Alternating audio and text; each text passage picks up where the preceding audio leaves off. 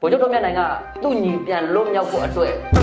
သူ့အနေနဲ့ကဗမာပြည်ပြည်တိုက်ဖို့ဆိုတာအစင်မပြေသေးဘူးစမပြေသေးဘူးလေအခုတော့မင်းအောင်လည်းကလည်းတဲ့ခါကျတော့သူ့ညီလည်းလွတ်သွားတယ်ဒီခုသူအရင်ချစ်တဲ့ရခိုင်ပြည်နယ်လည်းလွတ်မြောက်တော့ပြီအခုဒါဆိုတော့မင်းအောင်လည်းအခုဂျင်းတဲ့ကမ်းပြီလေမင်းအောင်လည်းဒါသူ့ဟာသူဒါခံလိုက်ရအားလုံးပဲမင်္ဂလာပါကျွန်တော်ကရေဝရှမ်းလေးပါအားလုံးပဲတာလေးဆိုပါကျွန်တော်လည်းကြော်စိုးလေးပါရခိုင်မှာအကတ်တော်အေးဘာကြောင့်စစ်နိုင်နေရတာလ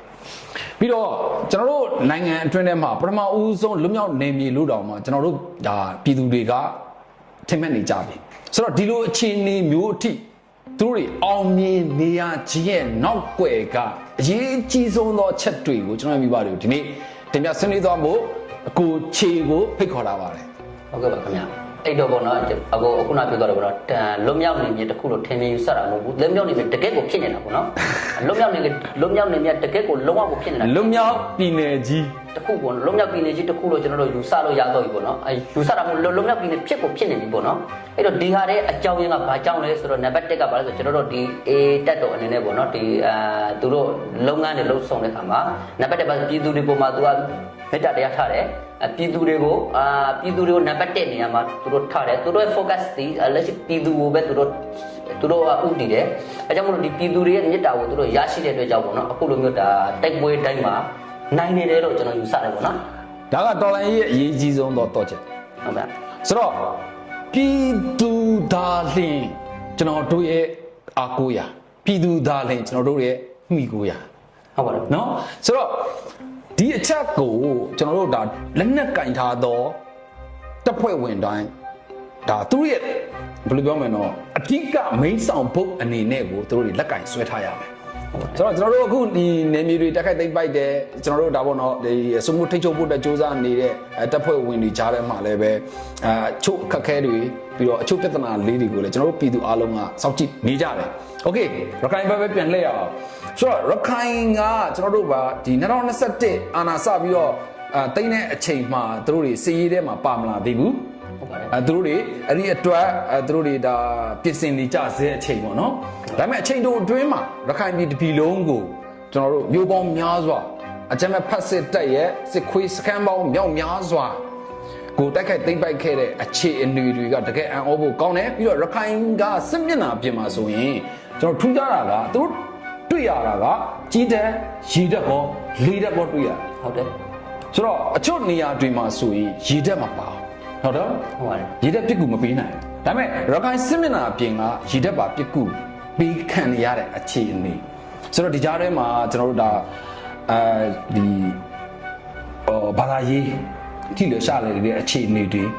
ပြီးတော့ဒါကိုခုတုံးလောက်ဒါကိုအသုံးပြုပြီးတော့အကြမ်းဖက်စစ်ခွေးတက်ကလည်းဒါအချို့မွတ်စလင်တွေကိုလက်နက်ပေးကင်လိုက်တဲ့အခြေအနေတွေရှိနေပါတယ်ဆိုတော့ဒီအခြေအနေတွေကိုကျွန်တော်တို့အားလုံးခြုံငုံပြီးတော့ဒီနေ့တွေ့ရမှာဖြစ်တယ်ဗျဟုတ်ကဲ့ခင်ဗျအဲ့တော့ဒီလက်ရှိအနေနဲ့ပေါ့နော်လက်ရှိနေပြီးတော့ A က2021မှာဘာကြောင့်ဘောနော်သူတို့ဒီလက်ရှိနေပြီးတော့ဒီဘောနော်ဒီလက်ရှိအာဏာသိမ်းစစ်ကောင်စီကိုမတော်လန်ကြရတာလဲဆိုရင်သူတို့ကဘာလဲဆို2019ကလောက်ကတည်းကပဲသူတိုက်နေကြတာစိတ်အရင်ပင်ပန်းနေအဲ့ကစိတ်အရင်ပင်ပန်းနေတာသူတို့ဒီလက်ရှိစစ်စကားနဲ့ပြောမယ်ဆိုလို့သူတို့အရင်ပင်ပန်းနေစစ်ပန်းနေတဲ့အချိန်မှာသူတို့ဒါတွေကိုမလုပ်ခဲ့ဘူးမလုပ်ခဲ့ပြီးတော့သူတို့ဘာလို့ဆိုဒီ2021မှာသူတို့ဒီလက်ရှိနေပြီးတော့ဘောနော်ဒီသူတို့အခွင့်အရေးတွေပေါ့အခွင့်အရေးတွေရဖို့အတွက်မင်းအောင်လိုင်းကိုခဏလေးယာယီကတ်လိုက်တာအဲ့တော့မင်းအောင်လိုင်းကနေသူ့ကိုယ်သူဆရာကြီးစတိုင်နေပြီးတော့ဟုတ်ပြီဘောနော်ရခိုင် A ကိုငါတို့ပိုင်ဆိုတဲ့ပုံစံမျိုးနဲ့ဘို့ဘလို့ငါလူပဲဆိုပြီးတော့တွေးထားလိုက်တဲ့သဘောမျိုးနဲ့တွေးထားလိုက်တာဆိုတော့ဒါကြောင့်လေကျွန်တော်တို့ဒါခံမှန်းမိတယ်ဆိုတော့ကျွန်တော်ကတော့လူငယ်လူငယ်လူပဲအများနဲ့ပွင့်လင်းစွာပြောပြတတ်ပါတယ်ကျွန်တော်တို့စီးရဲနိုင်ငံရေးကကျွန်တော်တို့တိုင်းရင်းသားတွေကလည်းကြီးမားတဲ့အတွေ့အကြုံတွေရခဲ့ပြီးသွားပြီရန်သူရဲ့အခြေအနေကိုလည်းကျွန်တော်တို့သိရှိပြီးသွားပြီဆိုတော့မင်းအောင်လိုင်းဂျပူကဘာကြိုက်လဲမင်းအောင်လိုင်းဂျပူကဘလို့ကောင်မျိုးလဲဆိုတာမျိုးကိုကျွန်တော်တို့တိုင်းရင်းသားခေါင်းဆောင်တွေနဲ့တိုင်းရင်းသားလူထုသိနေပြီဆိုတော့တခါတည်းမှာကျွန်တော်တို့ကသူများတွေဂျင်းတက်ခံရတာကိုပဲကျွန်တော်တို့ကြုံရတာကိုကျွန်တော်တို့တော်လန်သောတပ်ဖွဲ့ဝင်တွေဂျင်းပြန်ထည့်တာကိုမင်းအောင်လိုင်းခံခဲ့ရတဲ့အကြောင်းပါမင်းအောင်လိုင်းကဘာကြောင့်ခံလဲမင်းအောင်လိုင်းဒီအောင်ခံလိုက်ရတယ်တဲ့ကမင်းအောင်လိုင်းက 2021ကနေ2023ဒီကိုဘာလို့ရလဲဆိုတော့ဒီဘက်မှာလည်း तू ကဒီဗမာပြည်အထက်ပိုင်းနဲ့တိုင်းရင်းသားဒေသတွေကို तू ကသူ့ရဲ့စစ်အင်အားတွေဖြန့်ထည့်ရတယ်ဖြန့်လိုက်တဲ့ခါကျတော့သူ့မှာစစ်အင်အားရုံနေသွားပြီရုံနေတော့ဒီဟာကိုလည်းဗိုလ်ချုပ်ဖွင့်ပြနိုင်ကကောင်းကောင်းသိတယ်ဒီနီးဗျူဟာကို तू ကယူပြီးတော့မှသူ့ဟာကို तू တိတ်တယ်တဲ့ကြပြီးတော့မှလုံးဆက်လုံးမရတော့ဘူးပေါ့နော်အော် bravo congratulations ဗိုလ်ချုပ်ထွန်းမြတ်နိုင်ဒါကစစ်ကောင်းဆောင်တယောက်ရဲ့ပြည်ရွယ်ကျေဝမှုဟုတ်ပါတယ်ပြီးတော့နိုင်ငံရေးဒါလက်ကွယ်ပြီးတော့လက်ရှိကျွန်တော်တို့နိုင်ငံရဲ့အခြေအနေနဲ့ကျွန်တော်တို့နိုင်ငံကိုအုပ်ချုပ်ခြင်းနေတဲ့ဒါစစ်ခွေးမိစ္ဆာကောင်တွေရဲ့အလေးအကျင့်တွေပြီးတော့လုပ်ပုံလုပ်နည်းတွေအလေးအထတွေကိုသိနေတဲ့ကျွမ်းကျင်နေတဲ့ခေါင်းဆောင်တယောက်ရဲ့ဒါစစ်ရေးဒီပြူကတရက်ကတကယ့်ကိုအောင်မြင်သွားတာအဲ့တော့ရခိုင်နယ်မှာသူ့ရဲ့စင်ဟာညွန်နေသွားတယ်ပြီးတော့ရခိုင်ကတော့ဒါအာနာစာသိမ်းတဲ့အချိန်မှာသူတို့တွေမတိုက်ဘူးဒါငါတို့နဲ့လည်းအစဉ်ပြေတရားလေးတွေရှိတယ်ဆိုတာဒါစိတ်ကူးလေးနဲ့အခြားတိုင်းသားနယ်မြေတွေကိုသွားဖိလိုက်တဲ့အချိန်မှာရခိုင်လည်းတိုက်ရောအဲ့ကောင်လည်းကိုလုံးခွေးဖြစ်သွားနောက်တစ်ခုကဘာလဲဆိုဒီဗိုလ်ချုပ်ထွန်းမြတ်နိုင်ကလက်ရှိနေပြီးတော့ तू ကဘာလဲဆိုမဲအွန်လိုင်းကိုလက်ကွက်တစ်ခုလုပ်လိုက်တယ်မဲအွန်လိုင်းနဲ့ပေါင်းလိုက်တဲ့ကမဲအွန်လိုင်းကအရင်တော့ကဒီ2020လောက် sorry 2019လောက်တော့ဖန်ခံထားတဲ့သူ့ရဲ့ညီဒီဗိုလ်ချုပ်ထွန်းမြတ်နိုင်ရဲ့ညီကြားတယ်ကျွန်တော်တို့ကြားတယ်ကျွန်တော်တို့ပြည်သူလည်းသိတယ်သတင်းစာမျက်နှာထောက်တော့ရောက်လာသေးတယ်သူ့ပြန်လှုပ်ပေးလိုက်တယ်ဗျာပြန်လှုပ်ပေးလိုက်တဲ့ခါကျတော့ဒီလက်ရှိနေပြီးတော့ဒီကောနော်သူ့ပြန်လှုပ်ပေးလိုက်တဲ့ခါကျတော့ဒီဘာလဲဆိုမဲအွန်လိုင်းကမှဂျင်းနဲ့ခံရတာမဲအွန်လိုင်းဂျင်းနဲ့ခံရဘာလို့ဂျင်းနဲ့ခံရဆိုတော့ဗိုလ်ချုပ်ထွန်းမြတ်နိုင်ကသူ့ညီပြန်လွတ်မြောက်ဖို့အတွက်သူ့အနေနဲ့ကဗမာပြည်ပဲတိုက်ဖို့ဆိုတာအဆင်မပြေသေးဘူးအဆင်မပြေသေးဘူးလေကိုရခိုင်ပြည်နယ်သူ့ညီသားကောနော်ဗိုလ်ချုပ်ထွန်းမြတ်နိုင်ရဲ့ညီသားရခိုင်ပြည်နယ်ထက်ကထောင်တစ်ခုခုမှရှိနေမယ်ဆိုလို့ရှိရင်ဗိုလ်ချုပ်ထွန်းမြတ်နိုင်မဲအောင်ကတ်မှာမဟုတ်ဘူးမဲအောင်ကတ်မှာမဟုတ်ဘူးအခုတော့မဲအောင်ကတ်လိုက်တဲ့ခါကျတော့သူ့ညီလည်းလုံးသွားတယ်ယခုသူအရန်ချစ်တဲ့သူ့ရဲ့ရခိုင်ပြည်နယ်လည်းလုံးမြောက်ပါပြီခုဒါဆိုတော့မဲအောင်ကဒင်းတဲ့ကံလေမဲအောင်ကသူ့ဘာသူတာခံလိုက်ကျွန်တော်တို့ကဒါဘယ်လိုလဲကျွန်တော်တို့ခံစားမိတယ်ရှက်လိုက်တာဗျာဘဘက်ကြီးအတွက်အရန်ရှက်တယ်ပြီးတော့ဘဘက်ကြီးကိုအားပေးနေတဲ့သူတွေအတွက်အရန်ရှက်ဖို့ကောင်းတယ်ဘာလို့ဆိုတော့ကျွန်တော်တို့ရခိုင်ရဲ့ဂျင်းထည့်လိုက်တာနောက်ဆုံးအဆင့်သူတို့တွေဘယ်လိုမှတော့အာဘူးရှာဘူးရခိုင်မုတ်တီကိုတော့မှမမြင်ချင်တော့အောင်ကိုဖြစ်သွားတဲ့အခြေအနေကိုကျွန်တော်တို့ဒီကနေ့ပြန်ပြီးတော့ကျွန်တော်မိဘတွေကိုတင်ပြနေခြင်းဖြစ်တယ်ဆိုတော့တခါတည်းမှာကျွန်တော်တို့စီရီတွေနဲ့ပတ်သက်ပြီးတော့ကျွန်တော်တို့ဒါမိဘတွေလည်းအရန်ကိုစိတ်ပူကြတယ်ပြီးတော့ရဲဘော်တွေလည်းအရန်ကိုပင်ပန်းကြတယ်ဝင်းရနေတဲ့ကျွန်တော်ရဲ့မိဘပြည်သူတွေလည်းအရန်ကိုပင်ပန်းကြတယ်ဆိုတော့ဒီကနေ့မှာကျွန်တော်တို့ကြားသိနေရတဲ့အချက်တွေကအရန်ထူးခြားတဲ့အချက်တွေပါအဲ့တော့နောက်တစ်ခုကဘာလဲဆိုတော့ဒီအေကဘာကြောင့်မလို့ဒီတိတ်ဝင်နေတာဆိုရင်ပြည်သူတွေရဲ့ထောက်ပံ့မှုကိုသူတို့ရယူတယ်ပေါ့နော်ထောက်ပံ့မှုဆိုတော့ပြည်သူတွေကလည်းစေတနာနဲ့လှူဒန်းတဲ့ဟာတွေစေတနာနဲ့ပေးတဲ့ဟာတွေကိုသူတို့ရယူတယ်သူတို့အတင်းအဓမ္မတွေလိုမျိုးလူယူတာမျိုးတွေဘောနော်ဒီအတင်းအဓမ္မသွားပြီးတောင်းတာမျိုးတွေမရှိဘူးသူတို့ကစေတနာနဲ့လှူတဲ့အလှူလောက်ကိုသူတို့ယူပြီးတော့သူတို့ရဲ့ဒီစစ်အင်အားအတွက်ပေါ့နော်လိုအပ်တဲ့နေရာတွေမှာအသုံးပြုကြတယ်ပေါ့နော်ဒါလည်းတစ်ချက်နောက်တစ်ခုကျတော့နံပါတ်3ကပြည်သူတွေအပေါ်မှာမကောင်းတဲ့လူဆိုပေးတယ်ဗျာဥပမာအပေါ်တော့ကြားလိုက်မှာပါဒီလက်ရှိတွေပြီးတော့လက်ရှိတွေ online ပေါ်မှာဗျာနွားခိုးတဲ့လူကိုဥပမာနွားခိုးတယ်ဗျာရွာတရမှာနွားခိုးဆိုအဲ့ဒီလူကိုလှေပေါ်မှာဒီလိုထားခိုင်းလို့ပေါ့နွားလိုကိုခိုင်းရင်ဒီလိုချက်စနေတယ်ပေါ့ဗျာအဲ့ဒါလေးတွေကတခါတည်းရန်ကြရင်လေဘယ်လိုဆိုတော့လေဒါကျွန်တော်တို့မြန်မာဒလိဒီအချို့ပေါ့နော်ဒါထုံးတန်းစင်လာလေးတွေမှာလည်းကျွန်တော်တို့တွေ့ရတယ်ပေါ့နော်ဟိုးအရင်တော့လည်းကျွန်တော်တို့ဒါ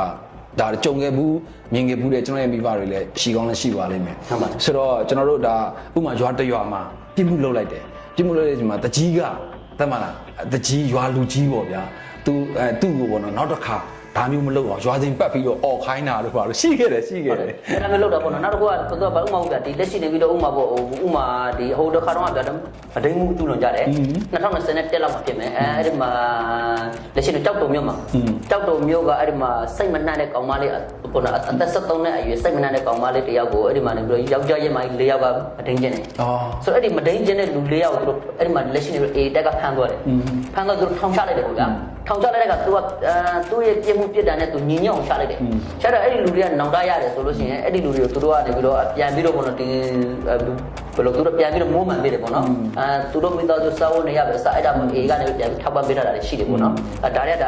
ကကျွန်တော်တို့ပေါ်တယ်မြင်ကိုတွေ့ခဲ့ရတာတွေ့ခဲ့ရတယ်ဒါတွေကခုနပြောသလိုတော့ဒါဒီပြည်နယ်ခုကိုဒါကျွန်တော်တို့ဒါထိတ်ချုပ်ဖို့ဆိုတာကပြည်သူဘယ်လောက်အရေးကြီးလဲဆိုတာက အတိတ်က ကြည့်ပါတယ် အတိတ်ကအဲ့တော့သူကလက်ရှိနေပြီးတော့ဒီလက်ရှိ A ကဘာလဲဆိုကျွန်တော်ဆိုလိုတာကမကောင်းတဲ့လူမကောင်းတဲ့အတိုင်းစီမံတယ်ဒါပေမဲ့ကိုလူမျိုးအရှင်းရှင်းဖြစ်နေတဲ့အတွက်ကြောင့်မလို့တနာငိမ့်ညာတဲ့အားဖြင့်ပေါ့နော်အသက်သာဆုံးပြစ်တာမျိုးတွေသိကြတယ်ပေါ့နောက်တစ်ခုကကြတဲ့ကသူကဘာလဲဆိုကောင်းတဲ့လူဆိုကြတော့လေသူကောင်းတဲ့လူအလျောက်ပေါ့နော်သူကနေပြီးတော့ကောင်းကောင်းမွန်မွန်နဲ့တူတူဆောက်ရှောက်ပေးတယ်ပေါ့နော်ဒါကနေပြီး A ရဲ့ရခိုင်ပြည်သူတွေအပေါ်မှာထားတဲ့မေတ္တာတရားဒီမေတ္တာတရားကိုဘယ်သူတခံစားရလဲဆို A တက်ဖို့ဝင်နေအားလုံးသူခံစားရတယ် โอเคအဲ့ဒါရန်ကိုဟိုဘယ်လိုပြောမလဲကျွန်တော်အခုဒီဟာကိုချေပြောနေတဲ့အချိန်မှာပဲကျွန်တော်တော့မှစိတ်ထဲမှာအေးသွားတယ်ဆိုတော့ပြည်သူကိုမေတ္တာထားတဲ့ဒါတပ်ဖွဲ့ဝင်တွေသူတို့ဘာပြန်ရလဲပြည်သူကပြန်ပြီးတော့မေတ္တာပြန်ထားတဲ့အရာကိုပြန်ရတယ် ဟုတ်တယ် နော်ဆိုတော့ဒါကျွန်တော်တို့ဒါစစ်အောင်နိုင်ခြင်းရဲ့အကြီးဆုံးတော့ချက်ဖြစ်တယ်ဗျာဟုတ်ပြီဒီအခြေအနေမှာရခိုင်ပြည်အတွင်းထဲမှာနော်ဒါကျွန်တော်တို့ဒီရခိုင်နေစမတိုက်ခင်နေရပါတော့ရှိနေတဲ့ဒါတက်စကန်တွေပြီးတော့ viewer ကုန်းတွေလက်နက်ကြီးကုန်းတွေအဲ့ဒီမှာဒါတော့တာဝန်ထမ်းဆောင်နေတဲ့စစ်ခွေးတွေရဲ့အခြေအနေတွေကကျွန်တော်တို့ဘယ်လိုမျိုးသူတို့တွေနေထိုင်စားတော့ရလဲပြောချင်တာကရခိုင်ပြည်ထဲမှာသူတို့တွေဘယ်လိုနေရလဲဟုတ်ပါတယ်ခင်ဗျဒီ A မပိုခင်ပေါ့နော်ဒီ A ကပိုလာပြီပေါ့ A ပိုနေပြီကျွန်တော်2013မှာနေပြီးတော့အိန္ဒိယနဲ့ကျွန်တော်ပြန်လာတာဆိုတော့ဒီကျွန်တော်ရန်ကုန်ဘက်မှာပဲကြောင်းတက်များတဲ့ခါကျတော့ရန်ကုန်နဲ့နိုင်ငံခြားမှာကြောင်းတက်တာများတဲ့ခါကျွန်တော်ဒီရခိုင်ပြည်နယ်မှာစက်ခွက်တွေကြောင်းတိုက်ပြီးတော့မသိဘူးနော်ဒါပေမဲ့ကျွန်တော်ဒီ2013နောက်ပိုင်းမှာကျွန်တော်ရခိုင်ပြည်နယ်ရောက်တဲ့ခါမှာဒီလက်ရှိနေပြီးတော့ပေါ့တော့ကျွန်တော်ကိုယ်တိုင်နိုင်ငံရေးလောကထဲကိုဝင်လိုက်တဲ့ခါဒီစက်ခွေးတွေရဲ့လောက်ရက်ကိုကျွန်တော်ကောင်းကောင်းသိလာတယ်သူတို့ရွာတွေသွားတယ်ရွာတွေသွားလို့ရှိရင်ရွာတွေမှာအဲ့ဒီရှင်တော့ဆိုရွာတွေသူတို့ဆင်းသွားပြီးဆိုလို့ရှိရင်ရွာတွေသူတို့ကြောက်ရတယ်ကြောက်တော့ရွာတွေမှာကောင်မလေးတွေမြင်လို့ရှိရင်အဲ့ဒီမှာကောင်မလေးတွေကိုသူတို့ဘိသက်သက်ပြောတယ်ကကောင်အထင်ကြီးတဲ့ကောင်မလေးတွေသူတို့ခေါ်သွားတာပေါ့ဒီလိုမျိုးတွေနဲ့ပေါ့နော်နောက်တစ်ခုကဘာလဲဆိုတာဒီသူတို့ဘာလဲဆိုရွာတွေဝင်လာပြီဆိုလို့ရှိရင်အရက်တောက်တယ်ဗျာအရက်တောက်တယ်မူတယ်ယူတယ်ပေါ့နော်သူတို့ဘယ်သူမှလာပြီးတော့မပြောရဘူးအဲ့ကသူတို့ကလည်းသူတို့မကျင်တဲ့အရက်ဆိုင်မှာအရက်တောက်ကြရင်လည်းကျွန်တော်ရခိုင်လူမျိုးဆိုတာကအရက်တောက်လို့ရှိရင်စကားနည်းနဲ့အတန်ကြေပြကြတယ်ဗျာဒါရွာဖြစ်တယ်မဟုတ်ကျွန်တော်တို့ကြုံမှုတွေအားရပါရပြောတာအဲ့တော့အဲ့ဒါဟိုအဲ့ဒီကောင်လည်းထားပြီးပါရတာမျိုးတွေပေါ့နော်အဲ့ဒါမျိုးတွေကျွန်တော်မြင်ခဲ့ရတယ်နောက်ဒီကျွန်တော်ကိုယ်တိုင်လည်းဟိုကျွန်တော်မျက်စိရှိမှတက်မြင်ခဲ့ရတဲ့အဖြစ်အပျက်တစ်ခုပြောမယ်ကျွန်တော်ဒီမှာရခိုင်ပြည်နယ်အမျိုးသားအင်အားစုပါတီပါတောင်ကုန်းမြို့နယ်ဥက္ကဋ္ဌလုပ်တော့ကျွန်တော်ဒီမှာနေပြီးတော့ပေါ့နော်ဒီဘယ်လိုခေါ်မလဲကျွန်တော်တို့ဒီကြေးရစီအောင်ရေးအနေနဲ့ကျွန်တော်ဆင်းသွားတယ်ပေါ့နော်ပါတီစီအောင်ရေးတစ်ခုနဲ့ဆင်းသွားတယ်ဆင်းသွားတဲ့ကအဲ့ဒီရွာမှာနေအဲ့ဒီရွာမှာနေပြီးတော့စက်ခွေးတက်ကအဲ့ဒီမှာအကြကြီးပကောင်ပေါ့သူ့နာမည်ဂျုံမဲအဲ့ဒီအခုလက်ရှိဒီဟာကငါစစ်စေးနဲ့ကိုကိုဌာနအမှန်ငါကအဲ့ဒီမှာအကြကြီးဂျုံမဲဆိုတဲ့ကောင်အဲ့ဒီကောင်ကနေပြီးတော့ဘာလာလို့လဲဆိုတဲ့ကအဲ့ဒီကျွန်တော်တို့အဲ့ဒီမှာစီယုံရေးဆင်းနေကြတယ်ဗျာအဲ့ဒီမှာရွာသူရွာသားတဲ့အစီအဝေးလုပ်နေကြတာသူရောက်လာပြီးတော့အဲ့ကောင်တွေမင်းတို့ဘယ်ကလဲပါညာဆိုတော့ဟာကျွန်တော်ပါတီဥက္ကဋ္ဌတယောက်တော့သူ့ကြောက်တော့တယ်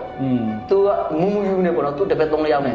အဲ့ဒါမျိုးတွေပေါ့နောက်ပြီးသူအဲ့ဒီကလူတွေသူဟဲ့မင်းတို့တွေနေပြီးတော့အခုရှိဒီအိမ်ဘွားဆင့်လူမစုတော့ဘာညာပေါ့နော်ဒီလိုမျိုးတွေပေါ့ကျွန်တော်တို့ကနိုင်ငံရေးစကားပြောတာဗျာကျွန်တော်နိုင်ငံရေးဟိုးပြောသွားတာတနည်းအားဖြင့်ဒါဟိုးပြောဆိုတာဒီလက်ရှိနေပြီးတော့ပြည်တော်စုအစိုးရကနေတရားဝင်ခွင့်ပြုခြင်းနဲ့ခွင့်ပြုထားတဲ့ပါတီဒီပါတီမှာအလုပ်လုပ်တဲ့လူတယောက်ကဒီပါတီရဲ့စီယုံရေးကိုဘယ်ညမှတော့မစီယုံရတယ်မှန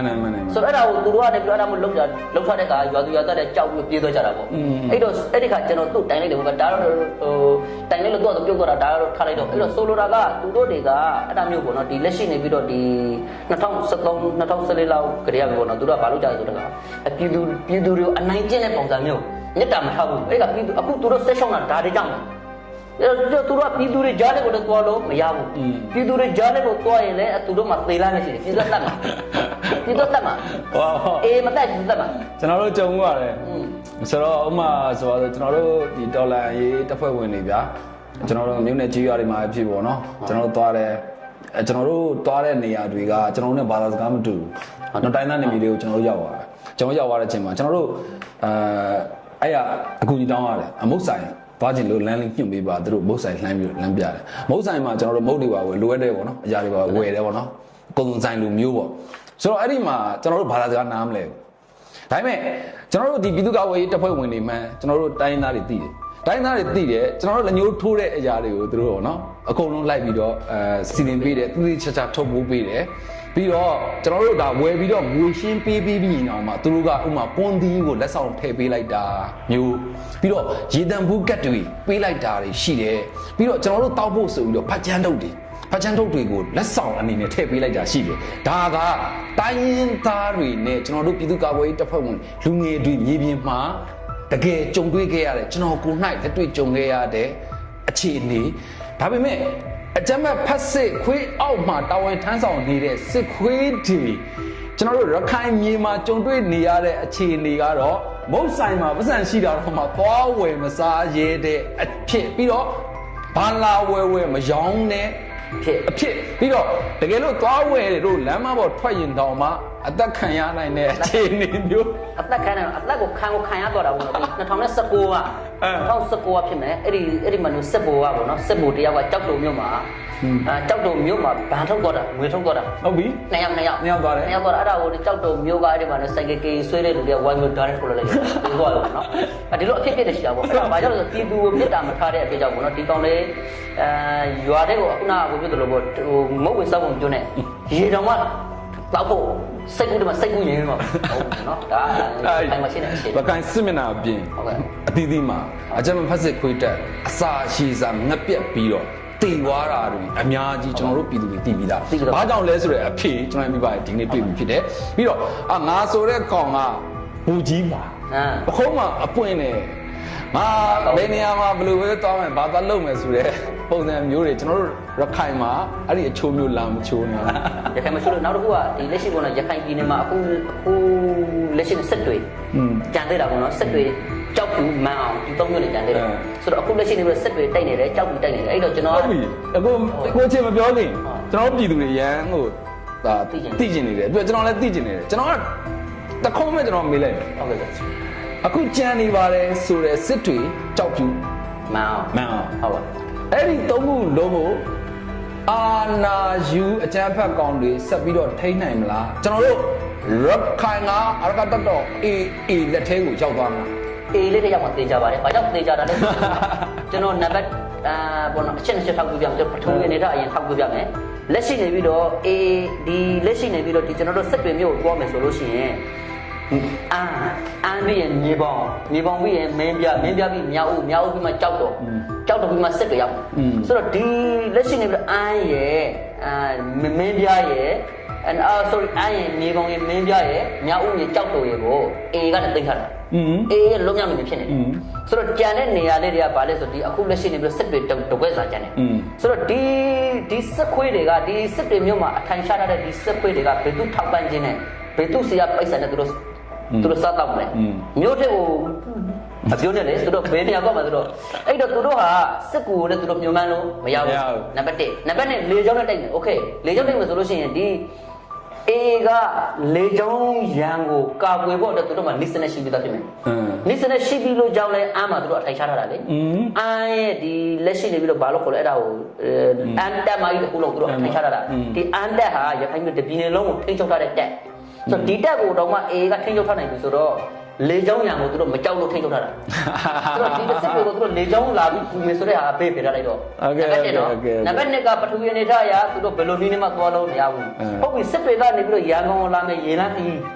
သူတို့ဘယ်လိုနည်းမှလုပ်လို့မရဘူးဟုတ်ဆိုတော့ရေလန်းခီးသွားမယ်ဆိုကျွန်တော်တောင်ကုန်းကိုပြရတယ်ဗျာဆိုတော့ဒါမျိုးတွေကျွန်တော်တို့မြန်မာစကားတွေမှာအများနဲ့ပြောနေတဲ့စကားလေးတစ်ခုတွေဟောလဲမြေရှိုးပြီးတော့မိုးပြန်မယ်ဆိုတော့ဟုတ်ပြီမြေပါရှိုးပြီးတော့ရေပါချိုးပြီးတော့မိုးပါပြန်ရင်တော့မရဘူးဘာဖြစ်လို့လဲဆိုတော့အခုခြေလို့လည်းပြောထားတယ်အင်္ဂါဂျူကလာတားရှိတော့မှဘယ်သူမှတားလို့မရဘူးလို့တခါလည်းပြောထားတယ်ဟုတ်တယ်ဟုတ်ပါတယ်အဲ့တော့သူတို့ကလက်ရှိနေပြီးတော့ဒီစစ်တွေမြို့မှာရှိနေတဲ့ဒီစစ်ခွေးတွေကပေါ့နော်လက်ရှိအနေထားအရအလံပြူထောင်ပြီးတော့ပေါ့နော်အလံပြူထောင်ပြီးတော့လက်နဲ့ရှာခဲ့တယ်ဆိုလို့ရှိရင်အေကလည်းတက်ညာစဉ်းစားပြီးမှာပဲအမြဲတမ်းစဉ်းစားပြီးတယ်ပြီးတော့ကျွန်တော်တို့ကောင်းမွန်ထားပေးတယ်ပြီးတော့ဒီသူတို့ပေါ့နော်ဒါလက်နဲ့ချတယ်အញ្ញမ်းခံတယ်အလံပြူထောင်တယ်ပေါ့နော်အဓိကဖြစ်ကတော့အေးနဲ့ပူပေါင်းတယ်ပေါ့ဗျာအေးနဲ့ပူပေါင်းတယ်ဆိုရင်အေးကတော်တော်လေးကိုတန်မိုးထားတာကိုကျွန်တော်တို့ဒါထူးခြားစွာတွေ့ရတယ်ဗျာဟုတ်ကဲ့ဗျာအဲ့တော့သူတို့အနေနဲ့ပေါ့နော်ဒီဟာကိုတပြီးတော့အလံပြူထောင်ပြီးတော့ဒါဟာတပြီးတော့ကိုယ့်ရဲ့မှားကြောင်းကိုဝန်ခံပြီးတော့ပေါ့နော်ဒီလက်ရှိနေပြီးတော့အေတက်တော်နဲ့ပူပေါင်းပေးတာတစ်မျိုးတကယ်လို့မပူပေါင်းဘူးဆိုရင်မဟုတ်သေးပါပဲသေလိုက်တော့ဘာကြောင့်လဲဆိုတော့ဒီ ဒီလက်ရှိမျိုးစစ်တွေမျိုးကကျွန်တော်ခုနပြောပြီးပြီလေဗျာသူတို့ဝင်လာတဲ့လမ်းကြောင်းမှန်သမျှသူတို့ဒီလက်ရှိအင်အားလာဖြစ်တဲ့မဲ့လမ်းကြောင်းမှန်သမျှကိုထိန်းချုပ်ထားတာနောက်တစ်ခုကကြောက်ပြူဒါကြောက်ပြူကြောက်ကျွန်တော်ပြောမယ်ကြောက်ပြူကရေလန်းနဲ့ဘောနော်ဒီကြောက်ပြူရေလန်းကောင်းလန်းလေလန်းဘောနော်လေချောင်းလန်းဘောနှစ်ခုရှိတယ်ဘောနော်ဒီလေချောင်းလန်းတစ်ခုကိုလေချောင်းလန်းဆိုတော့အခုလက်ရှိလေချောင်းကိုလည်း A ကထိန်းချုပ်ထားပြီဆိုတော့အခုဒါဆိုရေချောင်းလန်းကိုလည်း A ကထိန်းချုပ်ထားပြီဒီတက်ရှိကြောက်ပြူကိုတွားဖို့အတွက်ကိုဗမာပြည်ဘက်ကလာမယ်ဆိုလို့ရှိရင်ဒီဘောနော်မင်းဘူးကာမလန်းကလာမယ်ဆိုအံကိုထည့်ရမယ်အံကိုဖျက်ရမယ်လူဝင်ကလာဖြစ်တဲ့ဖို့အတွက်အဲ့တော့သူတို့လေချောင်းကနေပြီးတော့လူလာရှာပြီဆိုလို့ရှိရင် A ကလူလေချောင်းရအောင်ထိန်းချုပ်ထားပြီဆိုတော့သူတို့အနေနဲ့ဘယ်လိုပုံစံမျိုးနဲ့အသက်ရှင်ပါလဲအဲ့တော့လက်ရှိကြောက်ပြူကိုတိုက်နေတဲ့ A တွေစီမှာကိုလက်နဲ့ရှာပြီးအညက်ခံမလားဒါမှစစ်ပြီးတော့ဒီမဲအောင်နိုင်ရဲ့မဲအောင်နိုင်အတွက်အသက်ခံမလားပေါ့နော်တက်ပတော်မှာပြောထားတာတခုရှိတယ်ပြည်သူသားလည်းအမိပြည်သူသားလည်းအဖလို့ပြောထားတယ်အဲ့တော့ပြည်သူသားလည်းအဖပြည်သူသားလည်းအမိမဟုတ်ဘူးအခုမဲအောင်နိုင်ကအဖမဲအောင်နိုင်လည်းအမိဖြစ်နေတာဆိုတော့မဲအောင်နိုင်ကိုပဲမဲအောင်နိုင်ဒီအဖေမဲအောင်နိုင်ဒီအမိဆိုတဲ့စိတ်ဓာတ်မျိုးနဲ့တွားပြီးတော့ပေါ့နော်စိတ်ဓာတ်မျိုးနဲ့နေပြီးတော့အေကိုပြန်ပြီးတော့တိတ်မလားပေါ့ဒါဆိုလို့ရှိရင်သူတို့ဘဝဟာသေလန်းကလွယ်ပြီးတခြားလမ်းမရှိအဲ့ဆိုတော့ကြောက်တွေလည်းစစ်တွေလည်းကောင်းတော့မှာစစ်တွေလည်းစူအောင်ပါပဲကြောက်ပြူလည်းစူအောင်ပါပဲပြီးတော့နောက်တစ်မျိုးမန်အောင်ကကြတော့ तू ကမန်အောင်ကလည်းစူအောင်ပါပဲမန်အောင်ကဘာလို့မန်အောင်ကရေရတစ်ခုရှိတယ်ဆိုတော့နော်ကျွန်တော်တို့ဒါအခုခြေကအခုခံမှန်းထားတယ်ရခိုင်ပြည်ထဲမှာလက်ရှိနောက်ဆုံးကျင်နေတဲ့မြို့၃မြို့ဟုတ်ပါတယ်နော်စစ်တွေစိုးအောင်ပါပဲစိုးအောင်ပါဟုတ်တယ်နော်ကြောက်ပြူစိုးအောင်ပါပဲဟုတ်တယ်မန်အောင်စိုးအောင်ပါပဲရွေးချယ်စရာအခုပဲရှိတယ်ဟုတ်ပါတယ်အရကတတော် AA နဲ့ပူပေါင်းပါဟုတ်တယ်ဒါဆိုရင်တော့သူတို့တွေအသက်ရှင်သန်ခွင့်ရမယ်မိသားစုနဲ့တစ်ချိန်မှာပြန်ဆုံတွေ့ခွင့်ရမယ်ကောင်းဝင်နိုင်ခွင့်ရနော်ဟုတ်ပါတယ်တကယ်လို့လက်နဲ့မချဘူးခေါင်းမနေမယ်ဆိုရင်တော့သေလားတခုပဲရှိတယ်အကုန်လုံးသေဖို့ပါပဲရှိပါတယ်ကျွန်တော်လည်းပြောဘူးတယ်ဒါစစ်တူမှာရှိတယ်ဒါအဲ့ဒီမှာရှိတယ်ကျွန်တော်တို့ဒါပြည်သူစစ်တွေရောဟုတ်လားညီမျိုးစုံနဲ့အဖို့ခံထားရတဲ့ဒါစစ်မှုထမ်းအသက်ကလေးတွေရောပြီးတော့လက်ရှိအာဏာယူအောက်မှာတာဝန်ထမ်းဆောင်နေတဲ့စစ်ခွေးတွေရောကျွန်တော်ပြောမှုတဲ့သုံးသက်ချက်တစ်ခုရှိတယ်အဲ့ဒါဘာလဲဆိုတော့အဲ့ဒီစစ်တွေမှာထွက်လန်းပြေးလန်းမရှိတော့တဲ့အတွက်အကုန်လုံးရေထဲကိုခုန်ချပြီးတော့ကိုယ့်ကိုတက်တည်ရမယ်အခြေအနေရောက်သွားလိုက်မယ်ဟုတ်ပါတယ်နော်အဲ့ဒီမှာရှိတဲ့နဗီတွေကလည်းကန်းကက်စရာအဲ့ဒီမှာရှိတဲ့စစ်သမောတွေကန်းကက်စရာနေရာမရှိဘဲနဲ့ပင်လယ်မှာပဲတဝဲလဲနဲ့နောက်ဆုံးမှာကြီးထိုးစားခံရလိမ့်မယ်ဆိုတာမျိုးကျွန်တော်သုံးသပ်ခဲ့ဘူးလေဟုတ်ပါတယ်သူတို့ကန်းကက်လို့လည်းမရဘူးပါဆိုတော့သူတို့ကကန်းကက်လို့ဒီဘက်ကနေပြီးတော့ A က A ရဲ့စစ်မျက်နှာပြင်ကနေပြီးတော့ဒီလက်ရှိနေပြီးတော့ဒီကျွန်တော်တို့နေပြီးတော့ကိုယ်ရခိုင်ပြည်နယ်ဘက်မှာဆိုလို့ရှိရင်ဒီလက်ရှိ A ရောက်တဲ့မှာဆိုလို့ရှိရင်အသိညို့ဒါပသိမ်မြို့အပိုင်းပေါ့လေပသိမ်မြို့နယ်အပိုင်းအဲ့ဒီနေရာတွေအားလုံးတို့ဒီရေကြီးတော့အသုတ်တော့ပေါ့နော်အဲ့ဒီနေရာတွေသူတို့သိမ်းထားတာဆိုတော့ဒါဒီရခိုင်နဲ့ AR နေဆက်အရှောက်တော့သူသိမ်းထားတာဆိုတော့သူတို့ဒီဘက်ကနေပြီးတော့ဒီဘက်ကလက်ရှိနေပြီးတော့ဒီလက်ရှိနေစက်ခွေးတွေကအဲ့ဒီလမ်းကနေပြီးတော့စက် AR ပို့လို့လည်းအဆင်ပြေဘူးအဲ့တော့ဒီမန်အောင်ကြတဲ့ခါအေးကထက်စင်းသွားမှာမဟုတ်ဘူးမန်အောင်ကခေါင်းနဲ့ထက်စားမှာဘာကြောင့်ဆိုမန်အောင်ကကုန်းလမ်းမရှိဘူးရေလမ်းတစ်ခုမရှိဘူးရေလမ်းတစ်ခုမရှိတယ်အဲ့တော့လေရင်ကွင်းလည်းမရှိဘူးတော့ဒါကြောင့်အော်တိုဆိုအောက်တွေရှိတယ်ကျွန်တော်တို့ဒါမြို့တွေထဲမှာပေါ့နော်ကျွန်တော်သတင်းသုံးသပ်တဲ့အချက်တွေမှာဆိုလဲကျွန်တော်ပြောတယ်ပေါ့နော်ဘယ်ဆိုတော့ဘယ်စကန်ကိုတက်ခိုက်သိမ့်ပိုက်လိုက်တယ်ဆိုရင်တော့ဘယ်နေရာအော်တိုဆိုအောက်ဆိုတာကျွန်တော်တို့ကသိရှိပြီးသားပေါ့နော်ဒေတာကန်တွေပိုသိမှာပါဟုတ်ပြီဒါဆိုရင်တော့ဒီကနေ့မှာကျွန်တော်တို့ဒါအကိုချေစီကထွက်လာတဲ့ဒါကျွန်တော်တို့ဒါစစ်တွေကလည်းရခိုင်လက်ထဲကိုရောက်မှာပဲကြောက်ဖြူကလည်းရခိုင်လက်ထဲကိုရောက်မှာကိုကျွန်တော်တွေ့ရမှာဖြစ်တယ်မန်အောင်ဆိုတာလည်းပြောစရာမရှိသိကြပါတယ်ဒါကြောင့်ရခိုင်ပြည်လုံးကတော့အရကတက်တော့ AA လက်ထဲကိုရောက်ပြီးတော့ကျွန်တော်တို့ရခိုင်သားတွေဟာလွတ်မြောက်တော့နေမြဖြစ်ပြီးတော့လွတ်မြောက်တော့သူတွေအဖြစ်သူတို့ရဲ့ဒါလွတ်မြောက်ခြင်းရတာတွေကိုခံစားရဖို့အနည်းဆုံးမှရှိတယ်ပြီးတော့ဖြစ်လာနေပြီဟုတ်ပါတယ်ခင်ဗျာဆိုတော့ဒါဆိုရင်ကျွန်တော်တို့ဒီနေ့အနှစ်ချုပ်မှာကျွန်တော်တွေ့တာကတော့ကျွန်တော်တို့တော်လှန်ရေးအောင်မြင်ဖို့အတွက်ပြည်သူသားလျင်အရေးကြီးတယ်ပြည်သူပေါ်ထားတဲ့စေတနာပြန်ပြီးတော့ဒါအကျိုးခံစားရတယ်ဆိုတာကိုကျွန်တော်တွေ့ရမှာဖြစ်တယ်ဆိုတော့ဒါဆိုရင်ဒါရခိုင်မှာလက်ရှိကြံနေသေးတဲ့အကြမ်းဖက်စစ်ခွေးတက်ရဲ့မိသားစုတွေ ဟုတ်ပါတယ် သူတို့တွေကိုဘယ်လိုမျိုးလေးမှားခြင်းလဲ သူတို့တွေပေါ့နော်သူတို့တွေမှားခြင်းနောက်တစ်ခုကသူတို့နဲ့ဟိုအဆက်တွေမရဟိုဥမာပဲဒီလက်ရှိဒီဗီဒီယိုကိုဒီကျွန်တော်တို့ရဲ့ပေါ့နော်ကျွန်တော်တို့ဒီတင်ဆက်တာကိုကြည့်နေတဲ့ ဟိုရက်ကွက်က ဟိုရက်ကွက်လူတွေလည်းရှိမှပဲအဲ့ကသူတို့လည်းပြန်ပြောပြလိုက်ပါပေါ့နော်ပြောတစ်ဆက်ကတစ်ဆက်ကလည်းပြောပြစေချင်တာကကိုယောက်ျားကိုသားသမီးကိုပေါ့နော်အမြန်ဆုံးလက်နဲ့ရှာခိုင်းဖို့ပေါ့နော်အဲ့ဒါလေးကိုကျွန်တော်ပြောချင်တယ်။ဘာကြောင့်လက်နဲ့ရှာခိုင်းကျွန်တော်လက်နဲ့ရှာခိုင်းပါလို့ကျွန်တော်ပြောတာမဟုတ်ဘူး။စဉ်းစားပါသုံးသပ်ပါ။ဘာကြောင့်လဲဆိုတော့ဒီစစ်ပေမျိုးကိုကျွန်တော်ခုနထောက်ပြီးပြီလေဗျာ။ဗမာပြည်ဘက်ကလာမယ်ဆိုလို့ရှိရင်သူတို့လေကြောင်းရံကိုကာကွယ်ဖို့အတွက်အေးမာနေပြီးတော့အထိုင်ချတာပြီးတော့သူမှာအဲ့တော့ဒီဘက်ကောင်းချောင်းကလာမယ်ဆိုလို့ရှိရင်ကောင်းချောင်းကိုသူတို့အထိုင်ချတာပြီးအဲ့တော့သူတို့ကလက်ရှိနေပြီးတော့ပေါ့နော်လက်ရှိအေးကပထမတော့ကရခိုင်ပြည်နယ်ကိုဖြက်လေးဖြက်နေဖြက်တယ်။ရခိုင်မျိုးဖြက်လေးပြက်နဲ့ကျွန်တော်တို့အာနာရှင်အုပ်စုကလောက်ခဲ့တာ တိတ်တယ်အဲ့တော့အာနာရှင်အုပ်စုကနေပြီးဖြက်လေးဖြက်တိတ်တယ်အခုအေကနေပြီးတော့အဲ့ဒီကောင်တို့ပြန်ဖြက်လေးဖြက်နေဖြက်နေပြီအဲ့တော့ဖြက်လေးဖြက်နေပြီဆိုသူတို့မှရွေးရှင်စရာလမ်းမရှိတော့ဘူးနော်အဲ့တော့အသေးခံမဲအွန်လိုင်းအတွက်အသေးခံပြီးတိုက်မလားဒါမှမဟုတ်လည်းလက်နဲ့ရှာပြီးတော့ဘောနော်အလဲဝင်လာမလားဘောနော်အဲ့ဒါဆိုလို့ရှိရင်တော့အေကနေဝင်လာ ဒါကြောင့်မှဒါကျွန်တော်တို့ပြည်သူတွေဆိုရင်ဒါကျွန်တော်တို့အခုလက်ရှိပေါ့နော်ဒါတော်လိုင်းရေးရဲ့ကာလာတောက်လျှောက်လုံးကိုကျွန်တော်တို့ရဲ့လှုပ်ရှားမှုတွေပြီးတော့ကျွန်တော်တိုင်းရင်းသားအဖွဲ့အစည်းမျိုးစုံရဲ့ပေါ့နော်ဒါအကြံဖတ်စစ်ခွေးတက်ကိုဒါဘယ်လိုမျိုးအနိုင်ယူခဲ့လဲဆိုတာကိုကျွန်တော်တို့ဒါရုပ်ရှင်ပိတ်ကားကြီးတစ်ခုကိုကြည့်နေရသလိုမျိုးပါ ဟုတ်ပါတယ် ဒါကြောင့်တော်လိုင်းရေးမှာပါဝင်နေတဲ့ကျွန်တော်ရဲ့မိဘတွေအရန်ကိုဂုဏ်ယူဖို့ကောင်းတယ်ကျွန်တော်တို့ဟာလေဒါဘယ်လိုပြောမလဲ